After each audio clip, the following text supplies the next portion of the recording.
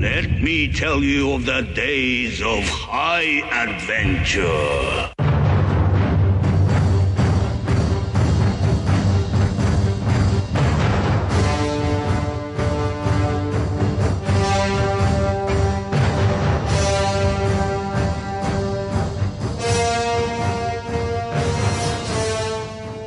Hello, I'm Kevin. And I'm John. And this is 6 Degrees of Schwarzenegger, the podcast where we take a long, hard look back at some of our favorite action movies from the era of Arnold.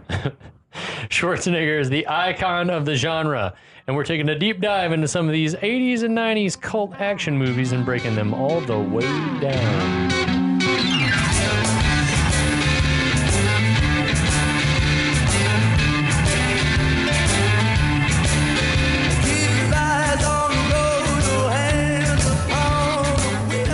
What's up, John? What's up, Rick?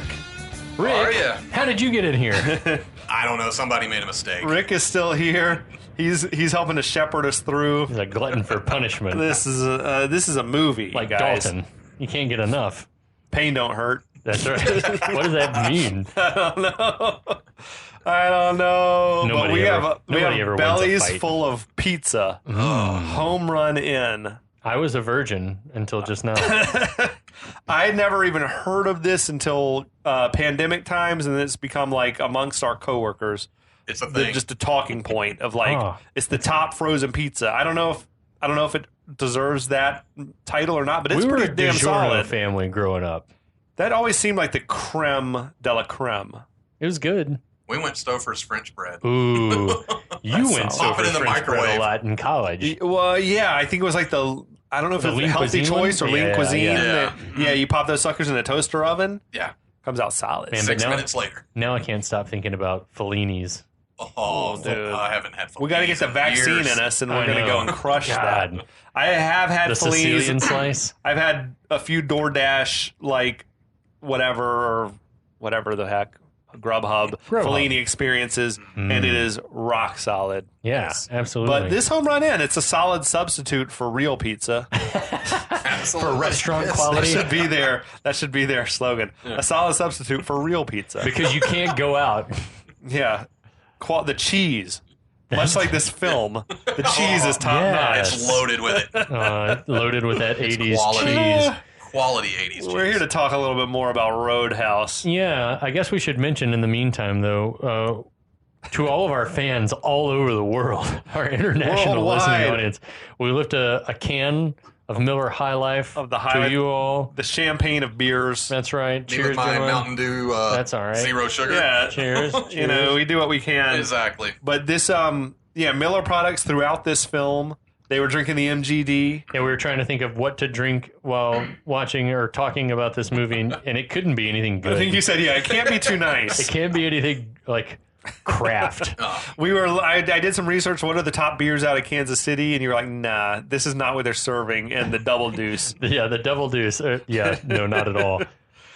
So I guess we should get caught up in as far as like what happened in the last episode. So Dalton had his first night on the shift after landing at Emmett's barn. I don't even remember what happened. Not a lot. Yeah, well, later that day He cleaned house a little bit more, right? Yeah. He fired a couple more people. Yes. Yeah, Pat and Steve got canned. And then Carrie Ann came sauntering by his place in wanted the to see wee that hours of the ding-a-ling. morning to tell him that was a bad call to dismiss Pat. We should mention that the night before he saw like a massive orgy happening across the water at Wesley's house. The whole setup of this movie is odd. Yeah, the main bad guy lives across the river from the good guy. So Right. he's like, they're sort of stalking, watching each other. Right. And then Pat and some goons, Wesley's boys, come back to the bar, throw down with Dalton. Dalton throws them out, gets cut up, goes to the hospital, and meets the good doctor. And there's some sexual tension. That's close enough, man. That's sufficient. I think you covered I it. think we nailed it. Wesley's like holding the town hostage. Right. Basically. Like he's got all the business owners like chipping in. Right. Yeah. Some bullshit. Well, I guess we'll get started. We'll tell you guys what's happening Wait, now. I want to ask you guys, Okay, either of you ever been involved in a barroom brawl or ever even seen one. I have seen a fight. I've seen a couple in college. They got like the swinging stools and stuff. Not to that degree, but broken bottles. It was some broken bottles being chucked around the bar. A place called what was it called at that point? I think Reuben and Ed's. Okay. We had a bar. This is Statesboro? Yeah, this is Statesboro, Okay. Georgia Southern University. There was a bar there that changed name like every year. When we got there, it was the Collegiate. They had to. My 6 years of college, it went through 6 different incarnations. Okay. But yeah, bottles being thrown, fights going out the front door into the street by the football stadium. That's solid. Just full bore. I've only ever seen like a couple of guys get into it. One night in Houston, saw like my buddy that took me out to a bar was like, before we leave this place, you will see one guy, you'll see a guy get hit with a bottle or something. Really? And And it sure, that's happened? exactly what happened, like to the letter. Like, Drinking this high life is taking me back to my like college dive bar was this place called Mulligan's out in Oakhurst, Atlanta suburb, and High Life was one of like the 2 beers that they had on draft. So we're drinking lots of High Life, and to the point that I got sick of drinking it. It's hitting the spot tonight, but. Yeah. This place was the only like real dive where I spent a lot of time, but I never saw a fight in there. But it was that type of place, though. A couple of pool tables in the back and like the shittiest trivia you could imagine. absolutely. Yeah. They're College gone towns, now. yeah. Rest in peace, Mulligan's, home of the ham dog and the Luther burger. The people there weren't getting appropriately wasted. They weren't fucked up enough. Well, with that, since we're jacked up with pizza and High Life, we'll get into this a little bit. So we cut to Pat, O'Connor, and Tinker, all Wesley goons, plus a couple more guys rolling up to Brad Wesley's place in a sedan and Bigfoot. Bigfoot number 7, to be What exact. the This hell? is like made, Built specifically for the movie. What in the world? but it was like one of the real, like it was a real Bigfoot. It though. was a Bigfoot, because after the Why? movie, then it went into doing shows and monster truck rallies and So stuff that's why like I didn't have the branding on it yet. Yes, exactly. So they come rolling up in like a Bigfoot and like a Mercury Sable. It's just like again, does look there's like a Volvo or there's no something. continuity to the guys. Yeah. But the dude, the Bigfoot driver, Ketchum, that goon. Yeah. He's like got swag for days. He looks like yeah. Andrew Wilson in Bottle Rocket. Like like polo the shirt. preppy goon. Yeah. Like polo shirt and blue jeans. But again, it's like just an additional assortment of guys added to Wesley's crew. Like the one dude that looks like a drunk, he looks like he should be in the cast of Glengarry Glen Ross, and then Ketchum, and then also there are mountains in the background. A lot of mountains on display. Wait, in Missouri? A mountain range in the like background. it is like the variety of the way the dudes are dressed is It's insane. I had like drunk businessman, trucker, door-to-door Bible salesman, and country club bully. That's it. That's all of them. Anything and then goes. Jimmy. And then Jimmy, who's dresses sort of like Dalton, but with like He's the anti-Dalton. Yes. he does. He wears the black shirts instead of the Yeah. white. Coming out of the house with Mr. Wesley. That's right. He is the whichever one is evil to yin and yang. I can't remember. So Wesley comes out to greet them. A bandaged and embarrassed-looking Pat sort of like skulks off inside. He's like, "Oh, sorry, Uncle." Wesley smiles like to himself and then starts just like laying into the other guys, saying that Pat's weak, but they're supposed to look out for him. It's his sister's only son. If he's not there to look after him, you are. He says something like he doesn't have the constitution for this. That's why he's a bartender. He's got a weak constitution. Right. Like, does that mean he's not up for the rough stuff? So this was the role seemed we like gave he him? was with the fucking knife earlier. Oh, yeah, he thought he could take Dalton. Okay. So, yeah, Wesley says, as a result of this performance, one of you owes me an apology. Both Tinker and O'Connor try to apologize like at the same I'm sorry, boss. I'm sorry, boss. So Wesley forgives Tinker but starts to berate and beat on O'Connor. He really does. You disgust me. Do you know why you disgust me? Why, boss? Because you're a bleeder. You bleed too much. You're a messy bleeder. He does. He like that fake punch he gives him, or it looked pretty real. They sold it. I wonder punch. either maybe it's like a stuntman. He's like, yeah, just hit me, dude. Yeah. It's all good. You're weak. You got no endurance for pain. With an elbow to the back. He But knees also, him in the crotch. Also, what boots is Wesley wearing in this scene? They were like the softest leather. I could feel how soft they were. Those in today's marketing lingo. the writer would describe them as being buttery soft, which I hate. It's so gross. They were they were the type that sort of just bunch down because they're not rigid enough to stand up. Like they're women's boots. You would mistake them for being like leg warmers in jazzercise or something. Yes, they were like the softest, most supple leather, rich Corinthian leather. It probably cost $2,000 at that time. Wesley like knees him in the crotch, continues to beat up on him. The other guys all think it's funny because, of course, Wesley's like not convincing as a tough guy. And this maybe is as good a place as any to talk about, like, why Gazzara in this role? I guess because he's a good-ass actor? Yeah, like, he comes from an old school, but, like, who could have... He's the right age? Who could have done... Yeah, so he's supposed to be a Korean War veteran. Okay. Who has had enough time and capital somehow to end up in the Midwest. Mm. Maybe it was some seed money from the Cutler Empire. Yeah. To stake his claim in Jasper, Missouri, of all places. Yes. Yeah, this is where he's making his stand. So who could have done it? Who wore it? Who could have worn it better? Is my question. My first thought was Brian Dennehy. Had the physical presence. He's a good actor. He's not too big for this part. Right. Probably. Yeah.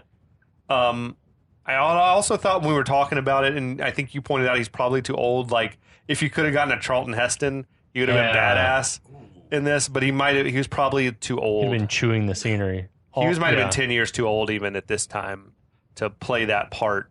Yeah, we also mentioned Hackman would have been good. He fucking killed it. Just screaming. What about Burt Reynolds? Ooh, that's a great call. Was he the right age, perhaps? Yeah, he would have been the right age. That's a really good call. I would have loved because he could have played that snake in the grass, and that's a very interesting call. I like that. That's really well done. So we then see Wesley telling O'Connor it's going to be okay because I like you, and then like one last punch. As O'Connor smiles. Yeah, get this piece of shit coward out of here. I noticed in this whole thing when all the guys are laughing and yucking it up, like I think Jimmy has one button buttoned on his shirt. It's just the very bottom button. Everything else was undone. It's hot. It's nuts. So we cut to drunk businessman Goon walking out of Red's garage, smirking like he owns the joint and getting in the car with Jimmy. They're getting in Wesley's Mustang. Yes. And then Dalton rolls up and they both like giving him weird leers like Would these two be friends in real life? No. Like way. Jimmy and the other dude? I don't think Jimmy would be friends with anyone. Jimmy's a loner. I'm sorry. Yeah. He's a lone He's a lone wolf. I love that. Okay. Yeah. I just like anytime I see two goons together in this movie, they feel like an odd couple to me. Like these two wouldn't be friends. It's weird we're paying you to go be goons together. Like that's just weird to me. Maybe these are team building exercises. I see Jimmy as the yin to Dalton's yang, whereas Dalton's the hired hand for the good guys. Jimmy's that lead hired hand for the bad. That's a great Totally. point. Yeah, I like that angle. So they peel out. Again, just a vista of mountains in the background. Mm-hmm. Like, could they not, like, I get it, you're not filming in Missouri, but could you not film somewhere in California that didn't have mountains in the background? Like, there are some flat-ass areas that you could have done. Just a couple hours or closer outside L.A. It's just not giving a shit. Or just when you went out to find where you were going to build that set, since we know it was built. Like, if we're going to shoot this way, wait, there's cameras back there. Just build it another direction. Just move it around 180 degrees. I don't know, man. I have to say, like, I'm mystified that this movie was made in 1989. Like, this is post-Predator, post-Lethal Weapon, post-Die Hard. Like, how can you make a movie that feels this kind of corny and cheap? I mean, I guess that was still happening, but this feels like one of the cheapest movies ever made. Yep. And it cost more than Predator to make. That makes no sense to me. Swayze salary? Post-Dirty I don't know where the Dancing? money... Well, they did commission a custom Bigfoot. Yeah. Well, that was going to be my thing. Is this something because Swayze's popularity after Dirty Dancing? Was this a script that had been laying around Hollywood and they said, if somebody was like, if we put him in this role, we can make some money here? There's not a single actor that would have commanded barely any money in this movie other than Swayze. Would this movie have been better or worse had it been a canon film? Ooh, it should have been a canon movie. Doesn't it feel like a canon movie? Yes, from for top sure. to bottom. It feels like a canon everything about it, from the pop music to everything about it. Yeah. Just like which is to say, it feels like some sort of a money laundering scheme that we don't quite fully understand. Where did all the money go? Well, 10 million went into like just being laundered, and the other 7 million went to make the movie. Dalton walks into the store and finds it immediately tracked. He's concerned. I kind of feel like he feels that, like he's fearing the worst, like calling out for Red. I was fearing the worst, I think, watching it the first time at least. There's like motor oil spilled all over the place. Also, is he wearing a gi? We got to discuss Dalton's shirt. It's like a karate gi tucked into jeans. Yeah. Right? Yeah. Okay. But he knows that's not how it's worn. I don't know. I don't even know. That was never a style, I don't think. Do you think they were trying to make it a style? Maybe. Yeah, I was about to say, can a gi be fashion? No. It's a gi, but make it fashion. I grew up through the 80s. No. Nobody wore that. No one did. Okay. But thank goodness Red comes out from the back with a mop preparing to clean up the mess. As he's coming out, Dalton sort of notices a picture of Dr. Clay on the wall behind the counter. He did. And then asks, if he got robbed, and Red says this happens every week. Every week. Yeah, Red says Wesley skims 10% from his till just like he does with all the other business owners in town. He calls it the Jasper Improvement Society, and all the businesses in town have to kick in. I don't... So is what's happening? Is he not paying? Or is he paying and they're still jacking his store up? I think they pay and they still jack the place up. Yeah. My opinion. That's the vibe I got. Which is some bullshit. But he's like, does everyone pay? He's like, does a hobby horse have a wooden dick? All things considered, like, Red doesn't seem to be in the worst mood. Yeah, he's he's got a sense of humor still. I'd be more pissed, I think. You have to clean that mess up every week. That would drive me insane.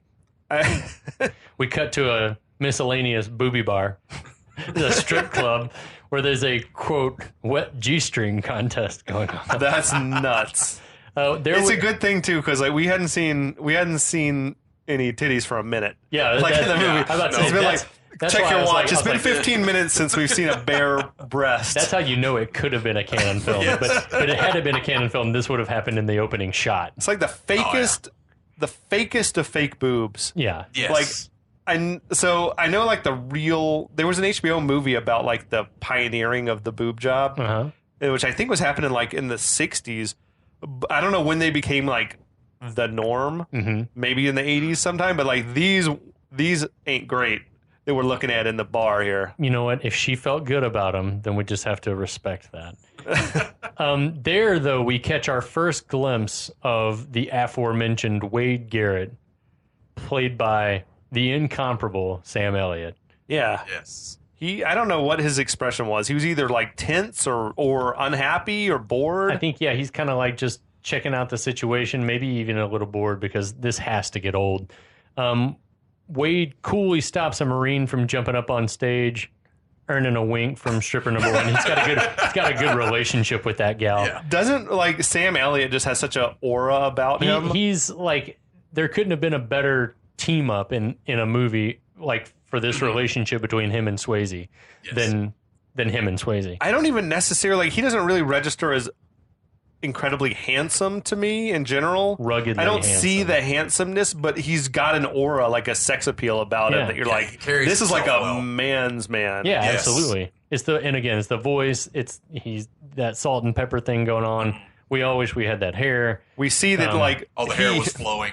Oh, that hair. Maybe it's the hair that's like just pushes him over the top. But we can see like that he, like Dalton, is just very good at this job. Yeah. The bartender calls to Wade saying that Dalton's on the phone for him. That cheers Wade up. He's like smiling. And as he's walking around, we also see he's got a little bit of a hitch in his giddy up. That's the first time you notice he's sort of like limping around. With the right leg. Yeah. Yeah. So barroom brawl injury, I guess, or something, or motorcycle crash. Football. So on the phone, we could tell that Wade and Dalton are all like super simpatico. Wade calls him mijo, which is Spanish for like son. And then Dalton on the line hints that there's a problem in Jasper and specifically asks if Wade, hey, have you ever heard of Brad Wesley? That's a weird question, right? It would be weird if he had been like, oh, heck yeah. Yeah, what's Dalton's reaction if he does that? Oh, big guy, or like a big presence in Missouri, I hear. What? Why is Dalton in a laundromat? Is that where the phone is? The nearest phone? I think or is he doing the laundry? He's washing his gi. And a very expensive laundromat, by the way, which I noticed that it cost $9 on a sign behind Dalton to wash. So this was 1989, so $2.25 to wash. That's like $5. Yeah. I was in my college days, from 91 to 97. It was $1 for a washing machine. I was about to say 75 cents a dollar. As I posed to Kevin, is Wesley running this place and has jacked the price up as part of the Jasper Improvement Society? Great point. Just everything has been jacked up to help Wesley improve the town. He's bleeding that town dry. Yeah, I did not notice that, but that's expensive. Well, I honestly have to give that shout out to my wife. She's the one that noticed the other night the $9, and I went, "What?" But I do think that that's a great point. That doesn't Dalton seem like the kind of guy that would wash his clothes in the pond out by the barn? He'd have that old scrub board, like the old washboard. Yeah. Hang him on a clothesline out back. He'd be shearing his own sheep and making his own he'd be sewing back there, making his own thread. The ghee air dries very well. Yeah, it does. So Wade says that he has not ever heard of Brad Wesley and then quickly has to go break up a fight that's broken out. So he's like, I'll catch you later. And cut to later on at the Double Deuce, Carrie Ann, the waitress, which we assume that this is part of her arc that some of the movie didn't make it in the movie. Yeah. But she's become like a star. She's up on the stage with the band, and she's good. She's singing a song. Good. Yeah. Apparently, the actress has had some albums out. Yeah, I didn't know that. She's great. Yeah. The place is hopping, but relatively peaceful, compared to other times we've seen the Double Deuce. There's a lot more neon. Yeah. There's some fresh paint. The chicken wire's gone. That's right. That people has 80s written all over it. People are not whipping bottles at the band and Carrie Ann.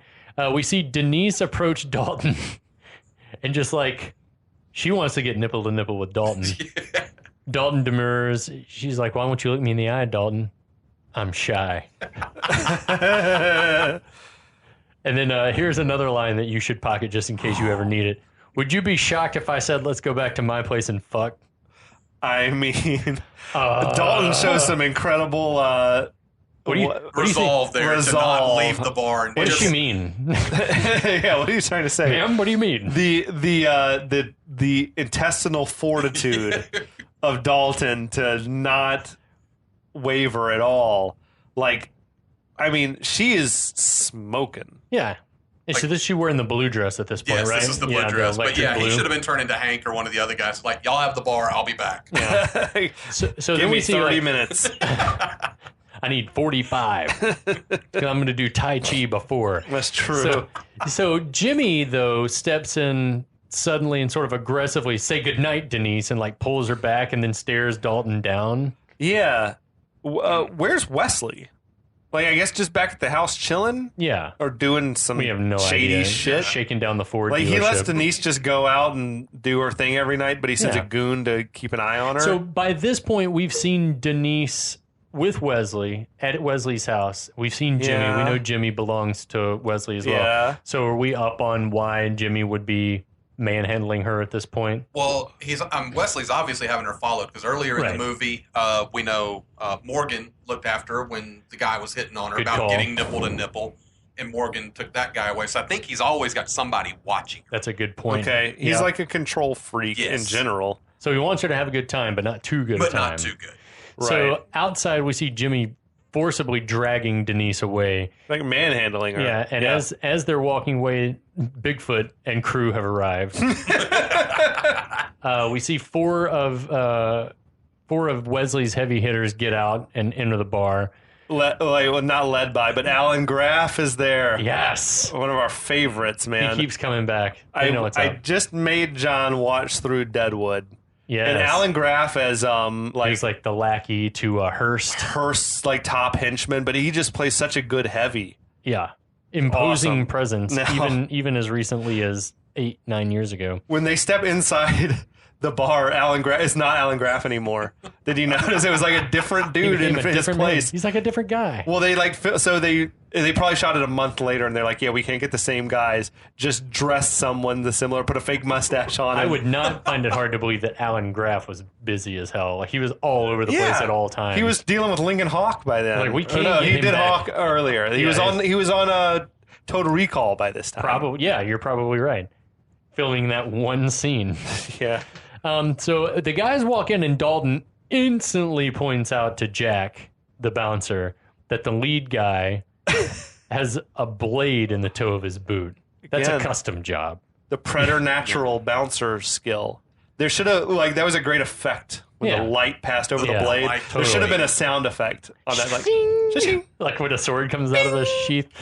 Now, before the guys can get too far in, Dalton tells the guys the bar is closed. Any other bouncers come to back him up. The guy's like, well, what are all these other people doing here? He's like, well, they're drinking and having a good time.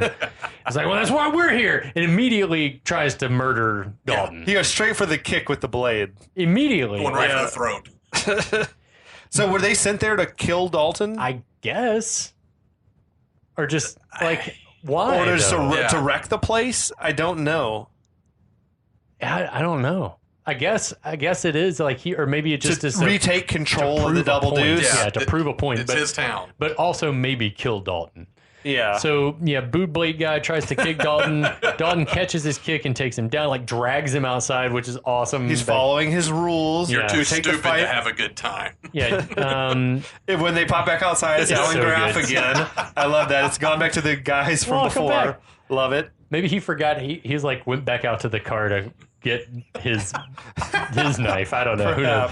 So Dalton pulls the guy's boot off and tosses it onto the roof. I thought it was like that was a missed opportunity to show like the boot like go ding and like stick into a board or something. What if he had swung that boot like a weapon? Like that would have been sweet. But it was the smart move to toss it on the roof. Yeah. It's at this moment, like while all this shenanigan is happening, that Dr. Clay arrives. It's perfect timing. She's like wearing a picnic blanket. I was about to say, it looks like a tablecloth. Yeah, she looks like this season's outside cafe table. But I guess this is what Dalton wanted, right? He wanted her to show up and see him doing this in his element. See him in action. I've seen you in your element. I wanted you to see me in mine. This is my Zen place. It's just manhandling rednecks. Yeah, Dalton and his crew are just going through Wesley's guys, much to the delight of onlookers and Tillman. Clay doesn't seem to be much into it, but once the fight's over, she's like, she's very into it. Yes. We'll say. She was frothing for him at the end. Everyone was like stoked over the carnage. Yeah. Like a gladiator fight or something. There was some dude who's like, you heard some guy in the background say, damn good fight. Just like, I've been waiting all week for this. I like Dalton was like coaching Jack up. He's like, kick him in the knee or whatever. Like, he'll drop like a stone. That's like the Quicksilver method. Well, as you said when we were watching it, it looked like Dalton had been training the guys at the bar almost. His bouncers, like, they weren't the greatest fighters early, but now they just took the goons out. They deleted scenes where he's coaching them up. It would have been awesome if there'd been like a footloose training montage. Rick said he was giving him the Quicksilver method from Karate Kid 3. Man can't stand, he can't fight. Man can't see, he can't fight.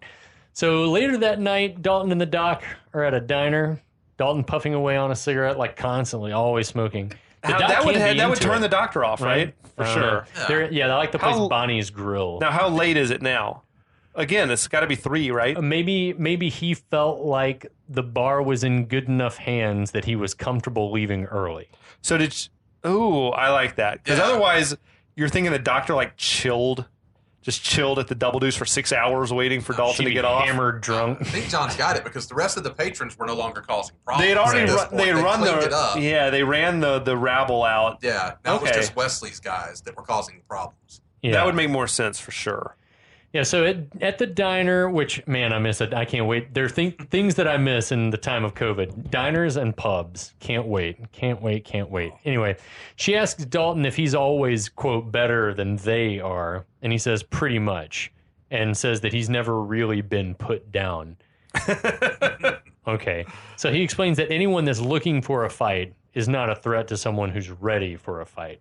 There's some philosophy. Is that philosophy? I don't know what it is. I don't know. So she seems to insinuate that it's not a great career path that he's chosen, which is kind of judgmental, but yeah. And he says, like, I feel like he takes a little bit of umbrage, and he's like, he doesn't want to get into it. And he's like, you know what? I think it's probably time for me to take you home. Okay. If I go on talking, you're going to go off thinking I'm a nice guy. I like. Then what she says, I know you're not a nice guy, but she smiles. She smirks. She's into it. See, I've been thinking about this for days now. All right. He's playing like some next level, like 4D mental chess. I think, like, because I feel like he is a nice guy. He wants her to think that he's a bad boy. Right. But I think he knows he comes off nice. But he wants her to think he's a bad boy, so then he can later reveal himself to be the actual nice guy. Well, that's interesting because I feel like that's a theme for Dalton throughout the movie. There was did either of you guys ever watch this Dr. Horrible thing? It was like years ago. It was a Joss Whedon thing. But there's this amazing bit where you got like the main guy and he's in love with this girl, and the girl's in love with this douchebag guy. Yeah. And she's saying, he's got this thing on the surface, but then underneath that, there's something different. Like, people are layered like that. And he's like, yeah, but sometimes you get to another deeper level below that level that's just like the level on the surface. He's like pie. He's like, I think that's Dalton. That's Dalton. It's like, he's playing this. He knows exactly. This isn't his first small town doctor that he's wooed and moved on. He's got a hook up in every town. He's got a game, I think, that he plays, and this is it. But do you think that maybe when he met her, he was like, I am going to settle down in this town. And so he was like pretending he's not going to settle down in this town. If so, he's like playing the long game. But I think he is playing the long game. Yeah. So then we see like a drunk behind him, like dozing off at the bar. Dalton pays off the drunk's bill so the diner owner will like leave the guy alone and quit threatening to toss him out. How much do you think he left there? Like, what did he plop down? How much money? $50. I think 100. I'd buy that. I was going to say 100, but 50. Well, he gets 100 a night. Do you think he's like, he's always flush. 500 a night. Yeah. He's always flush with cash. I mean, it's in cash. He just pulls out the fold of money and just pulls one out. Just a wad. This is also the second time in the movie that someone says something like that to someone who's dozing off in a bar. They crack about it like it's not a home or a room for rent. Yeah. Me and Rick were looking earlier, like we were wondering if it was the same dude. But it seemed to not be the same guy. But it was like a guy who was passed out on the stairs in the double deuce or something. Yeah, the first night Dalton showed up. That would have been kind of awesome if it had been the same guy. Yeah, that would have been great. He's like that's what we said. That would have been great. Otis let himself into jail. We thought it would have been great, but I don't think there was the forethought with this movie to pull off something like that. You mean Roddy didn't think about that? So Dr. Clay drives Dalton back to the Double D, where Dalton's car is once again trashed. Dude, her Jeep was hot. Yeah, that Jeep is awesome. I love that the windshield that folds down. Mm-hmm. Oh, man. You live some kind of life, Dalton, she says. Too ugly for you? I didn't say that. So weird. She's into it. She'd sleep in the barn. Dalton undoes his seatbelt and makes a move, and it's just the lightest of little kisses. He's so intense when he like does the sexy scenes, like he's like staring a hole through the woman. Yeah. Like, I don't know if that's it. I don't know if it comes off as if women are into that or if it's like a little too intense. I feel like she, and this was the first inkling that it's the actress, Ms. Lynch, that's like selling the chemistry between the two of them. Because when it starts to get physical at all, and Dalton's the one that's instigating, it feels very weird. It doesn't feel natural to me. Like this kiss is like, for the intensity of him leaning across the car and like coming for her and like taking off the seatbelt, and then just like that, just that little peck on the lips. It's just like, okay. Anyway, he gets out. Dr. Clay drives off. They exchange goodnights. Back at the farm the next morning, Dalton is never gone to bed. Did he sleep on the hood of that car? I feel like he'd never slept. Well, it was probably close to it was probably close to dawn by the time he got home. He's just like arms behind his head. Or is he looking across the river waiting for Wesley to make a move? Ooh, that's it. Maybe maybe both. Keeping his eye on Wesley because he now knows something's going on in this town. Yeah, perhaps. And then we see Tinker and O'Connor. Okay, I have a problem with this. Yeah, man, hit it. I timed this out in movie time. Less than 10 minutes ago in the movie, we beat the shit out of O'Connor. Right. Get this piece of shit coward out of here. Exactly. Less than 10 minutes later, he's back working for Wesley again. He's back in the fold. Yeah. Why? Why would he want? Why would he want? Yeah. He knows where his bread is. Why buttered. would he want that job, and why would Wesley have him back? I mean, is it because he has worked for Wesley and the town knows him? No one will hire him, so this is the only job he can take? I think that I think it's probably because if he stopped working for Wesley, if he put his foot down, that he'd probably get killed. I mean, I feel like he was standing there just letting Wesley kick his ass, because if it came to a fight, he was going to smoke Wesley. Yeah. Like, he's just like letting it happen. Or that Jimmy would step in and fucking kill him. So it's like... That's a good point. I love the line, I don't know if it was Tinker O'Connor, says, "We've been looking all over for you." It's like, where? Should have asked Carrie Ann. Where? There's only... No, Wesley knows where he lives. Yeah, I know. There's only 2 places he ever is. Yeah, I know. It's either here or at the Double Deuce. Well, and they know his car now. Look across the river. The car's there. Okay, Dalton's there. It made no sense. We've been looking all over for you. They tell him that Mr. Wesley wants to see him. I like that Dalton makes that sudden move and they both flinch, but he goes along with him. Which, why? I don't know. Like, he just had a major fight with these 2. Like, he's now just going to peacefully get in the car with them. You got to know your enemy, I guess. They send him to the hospital, and he's like, "Okay, I'll go for a ride with you guys." That's cool. After you. I'm sitting in the back alone with a gun. So anyway, they take Dalton across the water. It would have been amazing if they'd been, Wesley wants to speak to you, and they jumped into like a canoe. Like a lot quicker. Started paddling across. A lot quicker. So anyway, Dalton is up in Wesley's place, which is swanky. There are like multiple pool tables, a full-size grand piano, taxidermied animal heads everywhere, some 80s like... pop was just some blaring. I don't know what it is. Like, the place was surreal. Yeah. That billiards area, though, was awesome. Yeah. And then we see a very beat up Denise doing aerobics, and she like tries to hide her face. And I think this irks Dalton something fierce. It's pretty fucked up. Yeah. Like, is that because of her flirting with Dalton? Gotta be. Yeah, I think so. Okay. Jimmy went back and told Wesley what he'd seen. And Wesley probably made Jimmy beat her in front of him. Do you think Jimmy did the beating? Probably. No, Wesley. You think? Probably Yeah, did Wesley it. gets off on it. He's feeling like a big man. He probably had Jimmy hold her down while he some pounded bullshit. her. Oh, that makes me hate Wesley even more. So they take Dalton to the solarium where Brad Wesley's eating breakfast. He offers Dalton a Bloody Mary, some breakfast. The director on the commentary said he thought Gazera probably ate a dozen eggs during this, like while they were filming this scene, because he's just like eating it for real, the omelet or whatever it was he had going there, the scramble. Oh man, does he not know the spit take? Just no, apparently not. You spit it out. So yeah. So Dalton declines, and Wesley like freaks out to turn that shit off. The music. I would have liked it more, I think, if he was into that type of music. This is what we were talking about a couple episodes ago with like him listening to "Life Is But a Dream." Yeah, and like he's like, this music has no heart, because he's probably stopped listening to popular music 25, 30 years ago. He hasn't listened to anything but Sinatra and Tony Bennett and guys like that. He does come later with that, like, we'll see later when he's like, play something with balls. Yeah, it's like, what do you mean? It's like, let's hear Fly Me to the Moon. Or like, I'm like, what do you mean? So, yeah, Wesley tells Dalton, you're smart, but you're not too realistic. And then he says, we're just alike. I came up the hard way in Chicago. What is he talking about? I don't know. He doesn't know anything about Dalton's background. I know, I came up the hard way in Chicago, and his voice sounds like, after Korea, I came to this town. He's like, there's something from nothing. A whole lot of unnecessary backstory about his granddad, and his granddad was an asshole. It's like, what are we talking about, dude? All I know is that J.C. Penney is coming to Jasper because of Brad Wesley. That is a sign of the times with the movie. That is the blast from the past in this episode. That's the weirdest flex ever. J.C. Penney's coming here because of me. Yeah. It's like, I brought the 7-Eleven, the photo mat. It's like, okay, boss. Dalton points out, you've gotten rich from this town. And Wesley's like, yeah, and I plan to get a lot richer.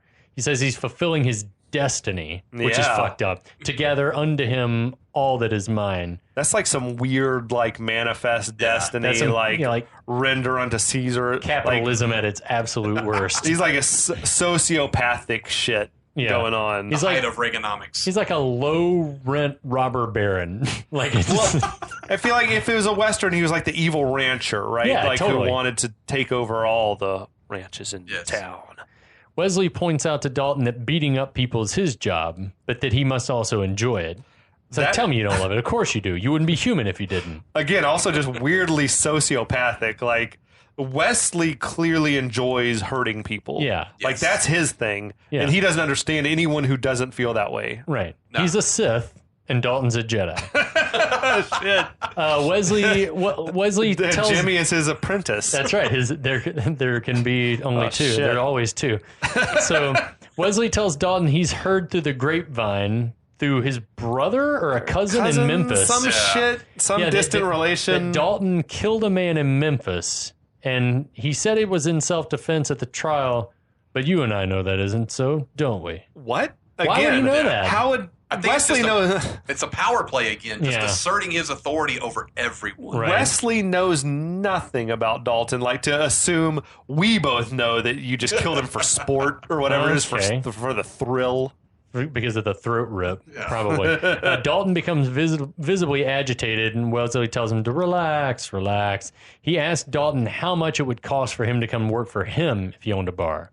Dalton says, there ain't no amount of money. I'm out. I didn't get, what is he proposing? Is he like, if I took over the Double Deuce? Or if I opened my own place? Or if I had to pay you to, like, how much would it cost for me to pay you to leave town? Any and all above is kind of my take. It's like... Yeah. I was thinking like John was saying. Another bar in town. Possibly opening his own bar, running Tillman out of business, and just, another power play that I own the town. Okay. It's like, just hypothetically, one of three things. I could take Tillman's bar, because what's he going to say? Mm-hmm. I could open my own place, or I could just pay you to leave. Like, you go work at my bar that doesn't exist somewhere else, and I'll give you $50,000. Dalton's like, nah, bye. So later, it's nighttime at the Double Deuce, which appears to have gotten a full makeover. There's new neon everywhere.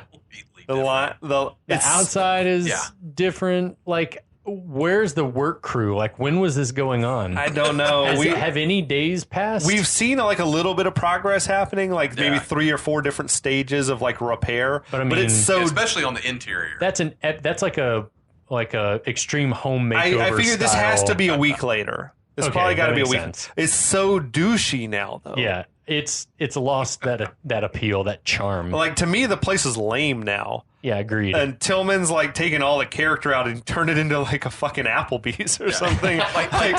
All the employees are dressed in uniforms now. It's so lame. They all look like Target cashiers. It's no longer a bar. It's almost become like a nightclub, or even the interior. It's like a Dave and Buster's. Yeah, when you see the wide shots of the interior, it almost looks like a restaurant, because there's an upper area with tables where people are sitting and eating and drinking. I feel like the vibe is different. I feel like for the 80s, this was cool. Yeah, I guess this is an upgrade. But nowadays, it's like, no, they took all the heart out of the place and just made it corporate. There's no charm. It's got no balls. So the band's jamming. Dalton's looking very pleased. Shit is tame, just the way he likes it. This makes me not like Dalton as much. That he likes this vanilla shit. He's complicit in like ruining the Double Deuce. Also, it's lame that he makes all the other employees wear the uniform and he doesn't have to wear it. Like, he's dressed in. That is a dick move. That is a dick move. Big time. The new bartender, Ernie, gives Dalton a mug of coffee, and we all love Keith David. It's Keith David. Keith David. He is awesome. Yeah. He barely gets to talk in this whole movie. Which is a shame, because his voice is magical. Apparently, he was in the previous scene where the 4 goons came in, but he was sort of out of focus in the background. But apparently, he also had like a much bigger part in the 3.5-hour cut of the film. Right. Where like that he and his girlfriend were supposed to have come into the bar to hear Cody play. Right. And like some rednecks, went at him and his girl. Oh, interesting. And he was fighting with them, and Dalton came to his rescue, and then Dalton liked that he could like the way he handled himself, and invited him to come work there. You need a job. Which also does make you wonder, like, did he have nothing else going that he's like, yeah, I'll take this job. Good tips. Yeah. I guess so. I mean, the pay could be pretty good in there, but... So Tillman walks up. Ernie tells him they're running low on whiskey. Tillman says he's pissed because just when he's got this place humming like a top...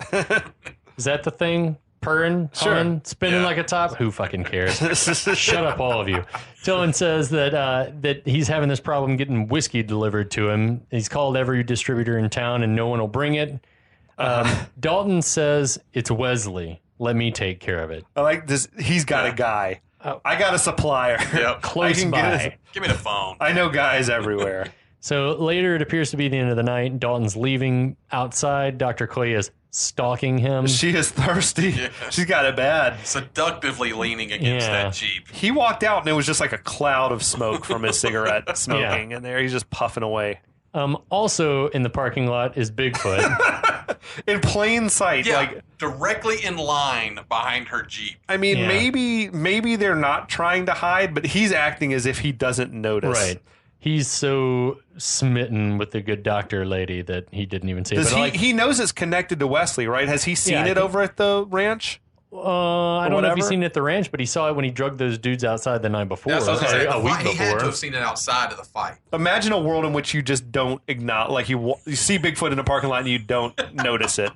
It's not going to happen. So in the truck, Jimmy and Ketchum seem amused by the fact that Dalton is walking the dock and that they're chatting. He's like, "Uh-oh, dig a hole." So there's like some Are they there doing surveillance for Wesley, or were they in there partying that night and they're just whatever? No, I think that they're surveilling them because I think that on any other night they would have already been back at Wesley's for the orgy. The Caligula style. Which again plays into the bravado. Go do the surveillance in Bigfoot. Don't take the sedan. Take the big 20-foot tall truck. Shit. So Dalton drives Doc back to the farm in her Jeep. She seems a little bit confused by the setup, but Dalton tells her it's like, no, I don't live in the barn. I live above the barn. Yeah. He takes her upstairs and she says she loves it. And of course, it is a romantic setup. Yeah. Yes. If maybe impractical, and if you don't mind Emmett watching. And the smell. But she opens the window and there's like this long shot of her like looking out the window across the river at Wesley's mansion. We feel like there's something going on. And this is done while Dalton's playing with his like transistor radio. Yes. He finds some like 80s tastic rock, like good industrial rock, hair metal music, and they're both like, no, we're not going to listen to this shit. And then he sold their soul to rock and roll, right? And so then he tunes into some Otis Redding, and that's more like it. Apparently, that song, that These Arms of Mine song, was like, I have never seen Dirty Dancing, but the internet told me that this is the same song that he like seduces the woman to in Dirty Dancing. Don't feel like crying. Do not remember. I don't know because I haven't seen it. If that's true, that seems kind of like lazy. Well, there's more. That would be the first that I can recall. There are a couple of different Dirty Dancing call-backs in this movie. Okay. And really? Yeah.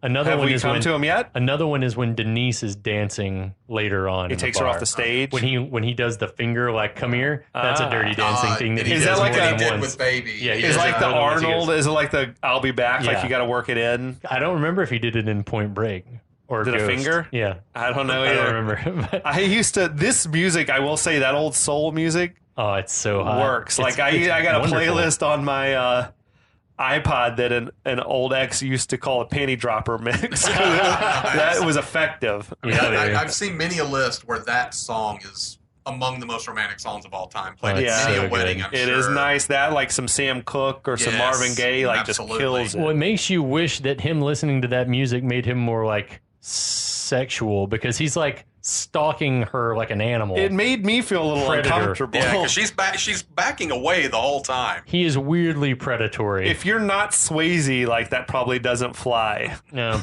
Yeah, he tells her he saw the picture in Red's garage. She says Red's my uncle. She says that he raised her after her parents died, and he's the reason she came back to Jasper so she could take care of him. Sure. Maybe Red's taking money to keep the garage open. I don't know. Dalton asks her why she never got married, and she said she did, but it didn't work out.